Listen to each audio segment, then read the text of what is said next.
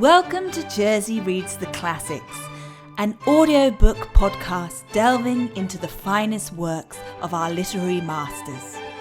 Unfortunately, it's read by this woman. What the hell? Who cares? Let's go on an adventure. Hello, and welcome back to Jersey Reads the Classics. I'm so glad you've decided to join us again. And if this is your first time watching, please watch the previous video because I read the first chapter. And you should, read the book along with me, like chapter by chapter. Because I'm not doing a whole recap, okay?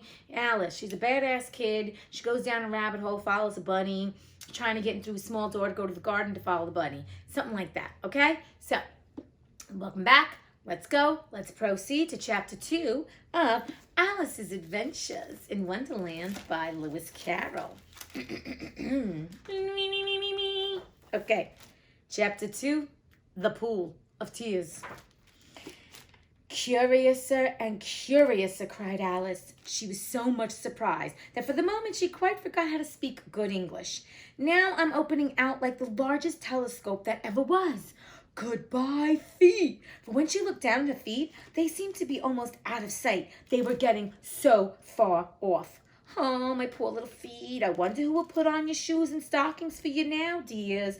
I'm sure I shan't be able. I shall be a great deal too far off to trouble myself about you. You must manage the best way you can. But I must be kind to them, thought Alice. Or perhaps they won't walk the way I want to go. Let me see. I'll give them a new pair of boots every Christmas. And she went on planning to herself how she would manage it. They must go by the carrier, she thought, and how funny it'll seem sending presents to one's own feet, and how odd the directions will look. Alice's right foot, Esquire. Hearthrug, near the fender, with Alice's love. Oh dear, what nonsense I'm talking! Just then, her head struck against the roof of the hall.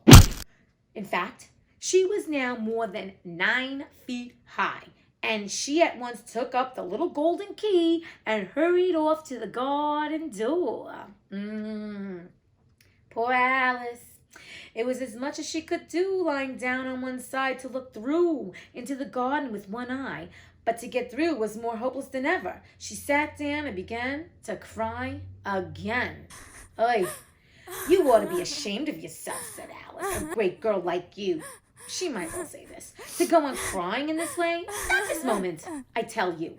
But she went on all the same, shedding gallons of tears until there was a large pool all around her, about 4 inches deep and reaching half down the hall. After a time, she heard a little pattering of feet in the distance, and she hastily dried her eyes to see what was coming.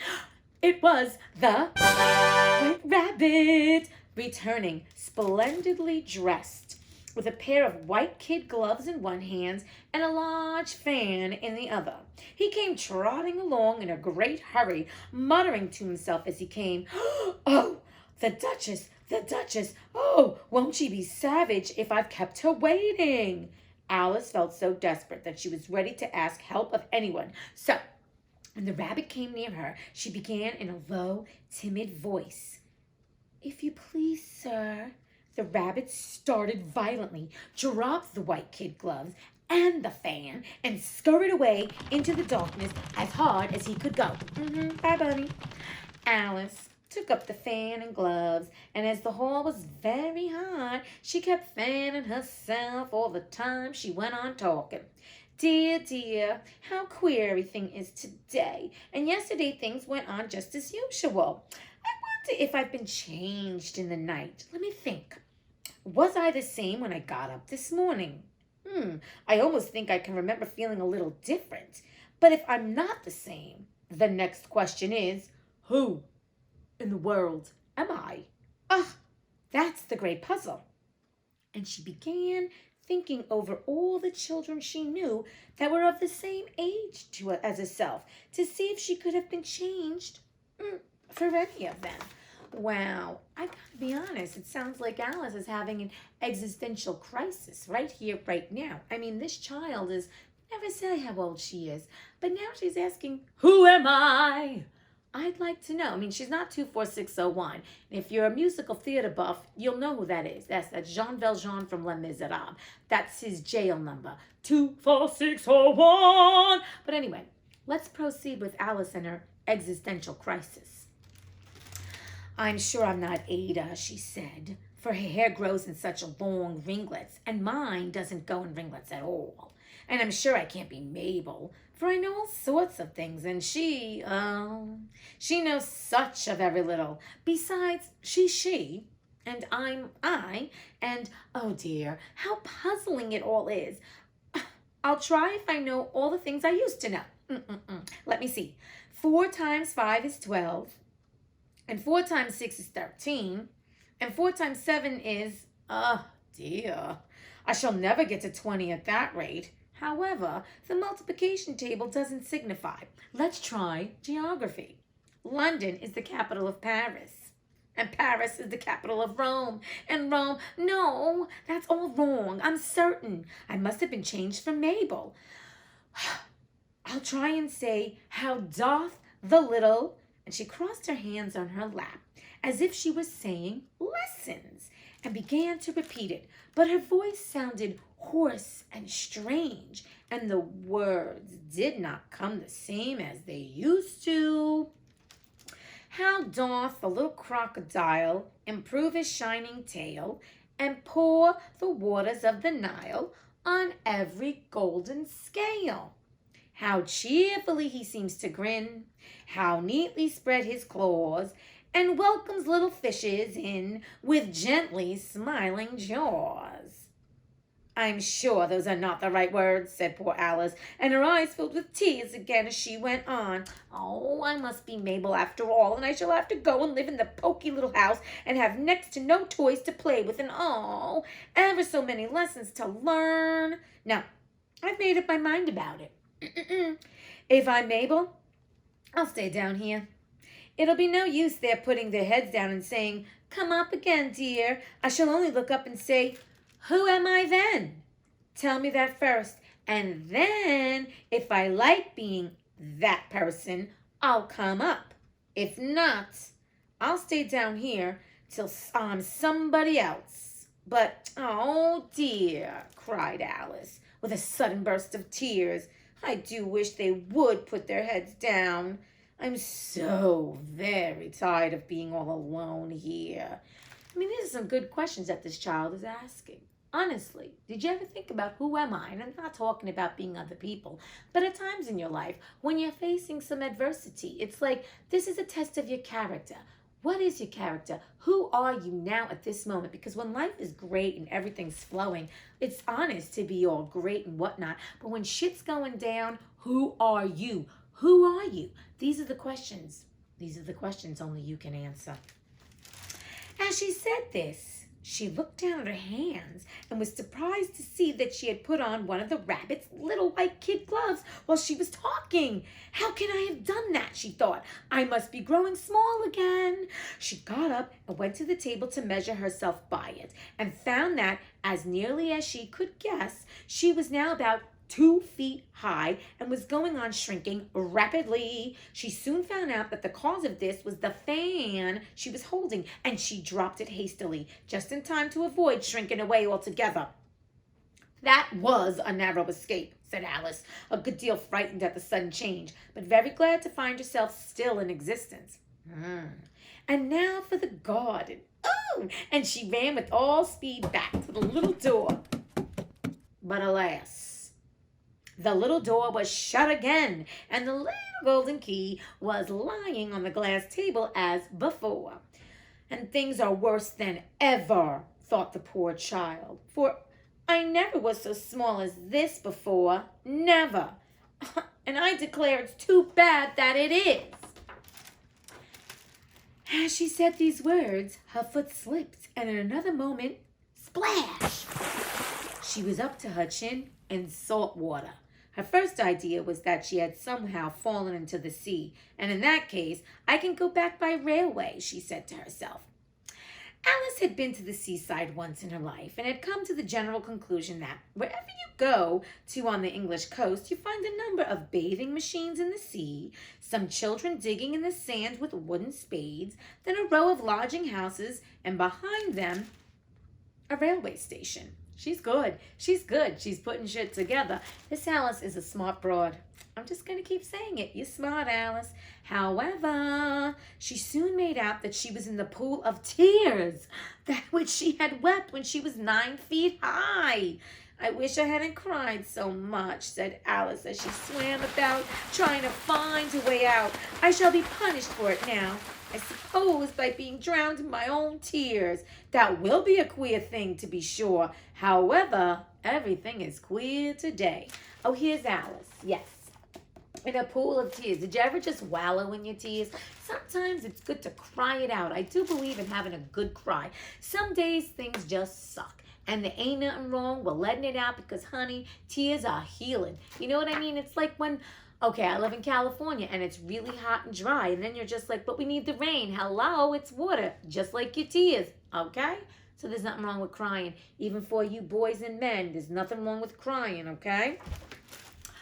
Just then she heard something splashing about in the pool a little way off, and she swam nearer to make out what it was.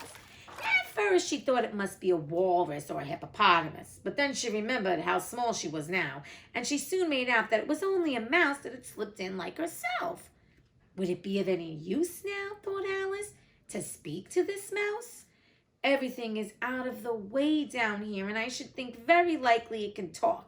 At any rate, there's no harm in saying, well, there's no harm in trying, so she began. Oh, Mouse, do you know the way out of this pool? I'm very tired of swimming about here, oh, Mouse. Alice thought this must be the right way of speaking to a mouse. She had never done such a thing before, but she remembered having seen in her brother's Latin grammar, a mouse of a mouse, to a mouse, a mouse, a mouse. The mouse looked at her rather inquisitively and seemed to her to wink with one of its little eyes, but it said nothing. Perhaps it doesn't understand English, thought Alice. I dare say it's a French mouse, come over with William the Conqueror. For, with all her knowledge of history, Alice had no very clear notion how long ago anything had happened. So she began again. Oui, ma chatte, which was the first sentence in her French lesson book. The mouse gave a sudden leap out of the water and seemed to quiver all over with fright. Oh, I beg your pardon, cried Alice hastily, afraid that she had hurt the poor animal's feelings. I forgot you didn't like cats. So I don't speak French. And oui, ma chatte is, where is my pussy? We're not going to touch that. Yes, because this is a children's book, and I don't think Lewis Carroll meant it in the way that we use that word today. And yet another thing that we've gotten anyway. Yes, so please don't give me any lessons in French. I don't know French. I speak a little Italian. Io parlo un po' di italiano. Allora, let's go back to the book. Not like cats, cried the mouse in a shrill, passionate voice. Would you like cats if you were me? Well, perhaps not, said Alice in a soothing tone. Don't be angry about it. And yet I wish I could show you our cat Dinah. I think you'd take a fancy to cats if you could only see her. She is such a dear, quiet thing, Alice went on half to herself as she swam lazily about in the pool. And she sits purring so nicely by the fire, licking her paws and washing her face. And she is such a nice, soft thing to nurse. And she's such a capital one for catching mice. Oh, I beg your pardon, cried Alice again, for this time the mouse was bristling all over, and she felt certain it must be really offended. We won't talk about her anymore if you'd rather not. Well, we indeed, cried the mouse, who was trembling down to the end of his tail. As if I would talk on such a subject. Our family always hated cats. Nasty, low, vulgar things. Don't let me hear the name again. I won't indeed, said Alice, in a great hurry to change the subject of conversation. Are you fond of dogs? The mouse did not answer. So Alice went on eagerly. There is such a nice little dog near our house. I should like to show you. A little bright-eyed terrier, with such long curly brown hair, and it'll fetch things when you throw him, and it'll sit up and beg for its dinner, and all sorts of things. I can't remember half of them. And it belongs to a farmer, and he says it's so useful. It's worth 100 pounds. He says it kills all the rats and... Oh dear, cried Alice in a sorrowful tone. I'm afraid I've offended it again. For the mouse was swimming away from her as hard as it could go, and making quite a commotion in the pool as it went. So she called softly after it, Mouse dear, do come back again. And we won't talk about cats or dogs either, if you don't like them. When the mouse heard this, it turned round and swam slowly back to her. Its face was quite pale with passion, Alice thought, and it said in a low, trembling voice, Let us get to the shore, and then I'll tell you my history, and you'll understand why it is I hate cats and dogs. It was high time to go, for the pool was getting quite crowded with the birds and the animals that had fallen into it. There were a duck and a dodo and a lory and an eaglet and several other curious creatures. Alice led the way, and the whole party swam to the shore. End of chapter 2. All right, people. So Alice, I have to say this, like life. Okay, she's actually drowning in her own tears. I mean, she's swimming in it. Have you ever been in life where you're like sinking in your own shit and you're like, nothing's happening, I don't know. But then the universe sends people or opportunities or things that because you're not seeing because you're so wallowing in your own shit, like they were sent there to help you. Alice, my friends, was smart enough to realize, hey, there's a mouse here. And she's like, I'm going to take advantage of the situation and speak mouse. Point is this, we could learn from her, because sometimes, in life, shit gets bad, stuff sucks, but there's always like a lifesaver, someone that's reaching out to you or something, and if you're not paying attention to the universe, you won't know that something's reaching out to you to help you get out of your own wallowing shit.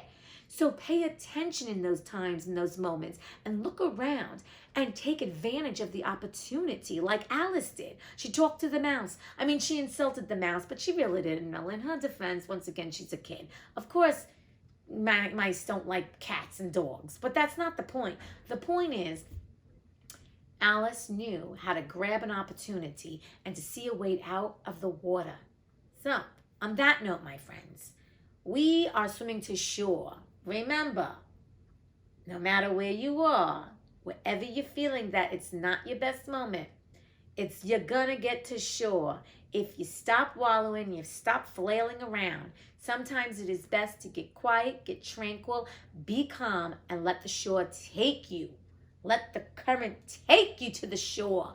Because maybe that's all you need, is to get quiet and to just trust and let the current take you instead of drowning and flailing around and causing more drama and problems.